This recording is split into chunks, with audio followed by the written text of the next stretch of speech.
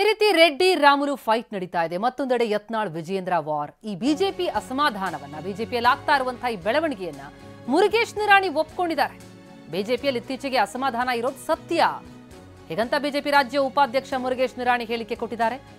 ಅಸಮಾಧಾನ ಇದೆ ಅನ್ನೋದನ್ನ ಒಪ್ಕೊಳ್ತಾ ಇದ್ದಾರೆ. ಬೆಂಕಿ ಇಲ್ಲದೆ ಹೊಗೆ ಆಡಲ್ಲ ಅನ್ನೋ ರೀತಿ ಇದೆ. ಆದ್ರೆ ಯಾವುದು ಇನ್ನೂ ನಮ್ಮ ಕೈ ತಪ್ಪಿ ಹೋಗಿಲ್ಲ, ಎಲ್ಲಾ ಸರಿ ಮಾಡುವ ಸಾಮರ್ಥ್ಯ ಹೈಕಮಾಂಡ್ಗೆ ಇದೆ ಎನ್ನುವ ವಿಶ್ವಾಸ ವ್ಯಕ್ತಪಡಿಸ್ತಾ ಇದ್ದಾರೆ ಮಾಜಿ ಸಚಿವ ಮುರುಗೇಶ್ ನಿರಾಣಿ.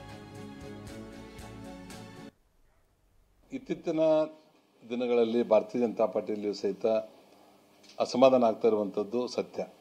ನಾವೇನಾದ್ರೂ ಒಬ್ಬರೇ ಏನೂ ಇಲ್ಲ ಅಂತ ಹೇಳಿದ್ರೆ ಬೆಂಕಿ ಇರಲಾರ್ದೇ ಹೊಗೆಯಾಡಲ್ಲ.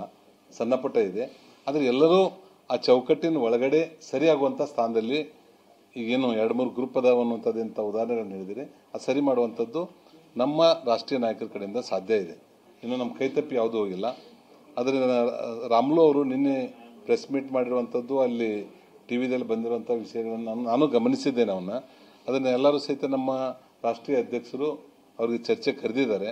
100ಕ್ಕೆ 100ರಷ್ಟು ಅವರಿಗೆ ಏನು ಅಸಮಾಧಾನ ಆಗಿದೆ ಅದನ್ನು ಸರಿಪಡಿಸಿ ಅವರು ಗಟ್ಟಿಯಾಗಿ ಭಾರತೀಯ ಜನತಾ ಪಾರ್ಟಿಯಲ್ಲೇ ಇರುವಂಥವ್ರು, ನಮ್ಮ ಪಕ್ಷದ ನಾಯಕರು, ಅನುಭವ ಇರುವಂಥವ್ರು, ಒಬ್ಬರು ವಾಲ್ಮೀಕಿ ಸಮಾಜದಿಂದ ಸಾಕಷ್ಟು ಸಮಯವನ್ನು ಕೊಟ್ಟು ರಾಜ್ಯದ ಮೂಲೆಗೆ ಪಕ್ಷ ಸಂಘಟನೆ ಮಾಡಲಿಕ್ಕೆ ಅಡ್ಡಾಡಿರುವಂಥವ್ರು. ಇನ್ನು ಯತ್ನಾಳ್ ಉಚ್ಚಾಟನೆಗೆ ಮಾಜಿ ಶಾಸಕರ ಆಗ್ರಹ ವಿಚಾರಕ್ಕೂ ಕೂಡ ಪ್ರತಿಕ್ರಿಯಿಸಿದ್ರು ನಿರಾಣಿ. ಸಾಮಾನ್ಯ ಕಾರ್ಯಕರ್ತನೂ ಉಚ್ಚಾಟನೆಯಾಗಬಾರದು. ಬಸನಗೌಡ ಪಾಟೀಲ್ ಯತ್ನಾಳ್ಗೆ ಅನುಭವ ಇದೆ. ಬೇರೆಯವರನ್ನ ನೋಡಿದಾಗ ಯತ್ನಾಳ್ರದ್ದು ತಪ್ಪು, ಯತ್ನಾಳ್ ಅವರದ್ದು ತಪ್ಪು ಅಂತ ಅನಿಸಬಹುದು ಅಷ್ಟೇ ಅಂತ ನಿರಾಣಿ ಪ್ರತಿಕ್ರಿಯಿಸಿದ್ದಾರೆ. ಅಳದು ತೂಗಿಯೇ ವಿಜೇಂದ್ರ ಅವರನ್ನ ನೇಮಿಸಿದ್ದಾರೆ ಅಂತ ವಿಜೇಂದ್ರ ಪರವಾಗಿಯೂ ಮಾತನಾಡಿದ್ದಾರೆ. ಇಬ್ಬರ ಹೆಸರೇನು ಹೇಳಿದಿರಿ, ಅದು ಸಹಿತ ಈಗಾಗಲೇ ಸೂಚನೆಗಳನ್ನು ಮೇಲವರು ಕೊಟ್ಟಿದ್ದಾರೆ. ಒಟ್ಟಾಗಿ ಬರುವಂಥ ದಿವಸದಲ್ಲಿ ಪಕ್ಷಗಳನ್ನು ಸಂಘಟನೆ ಮಾಡಿ ಇವತ್ತು ಕಾಂಗ್ರೆಸ್ಸಿನ ಭ್ರಷ್ಟಾಚಾರ ಮತ್ತು ಯಾವುದೇ ಅಭಿವೃದ್ಧಿ ಶೂನ್ಯ ಆಗ್ತಿರುವಂಥ ಈ ರಾಜ್ಯದಲ್ಲಿ ಅದರ ಬಗ್ಗೆ ನಾವು ಯಾವ ರೀತಿ ವಿಷಯಗಳನ್ನ ಎತ್ಕೋಬೇಕು, ಅದರ ಬಗ್ಗೆ ಯಾವ ರೀತಿ ಹೋರಾಟಗಳನ್ನು ಮಾಡಬೇಕು ಅನ್ನುವಂಥದ್ರ ಕಡೆ ನಾವು ಗಮನ ಹರಿಸುವಂಥದ್ದಿದೆ. ನಿಶ್ಚಿತವಾಗಿ ಬರುವಂಥ 8 ದಿವಸದಲ್ಲಿ ಭಾರತೀಯ ಜನತಾ ಪಾರ್ಟಿಯಲ್ಲಿರುವಂಥ ಸಣ್ಣ ಪುಟ್ಟ ಗೊಂದಲಗಳು ಸರಿ ಆಗ್ತದೆ ಅನ್ನುವಂಥದ್ದನ್ನು ಹೇಳ್ತೇನೆ.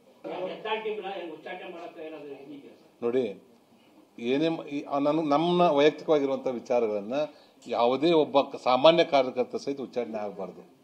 ಯಾಕಂದ್ರೆ ಈಗ ನಾವು ಎಲ್ಲ ಕಡೆ ಶಕ್ತಿ ಇದ್ದಾಗನೇ ಒಟ್ಟಾರೆ ನಾವು ಹೋರಾಟ ಮಾಡಿದಾಗ ನಾವು 110 ಸೀಟನ್ನು ತಲುಪಿದ್ದೀವಿ. ಅದನ್ನು ನಾವು ಗಮನದಲ್ಲಿ ಇಟ್ಕೊಂಡು ಎಲ್ಲರೂ ಮನುಷ್ಯರ ಮೇಲೆ ತಪ್ಪು ಮಾಡುವಂಥದ್ದು ಸಹಜ. ಏನು ಅವ್ರ ಕಡೆಯಿಂದ ಆಗಿರ್ಬೋದು, ಈ ಕಡೆಯಿಂದ ತಪ್ಪಾಗಿರ್ಬೋದು, ಎಲ್ಲ ತಿದ್ಕೊಳ್ಳೋಂಥದ್ದಿದೆ. ಈಗ ಹೇಳಿರುವಂಥದ್ದು ಯತ್ನಾಳ್ ಅವರು ಸಹಿತ ಅನುಭವ ಇರುವಂಥವ್ರು.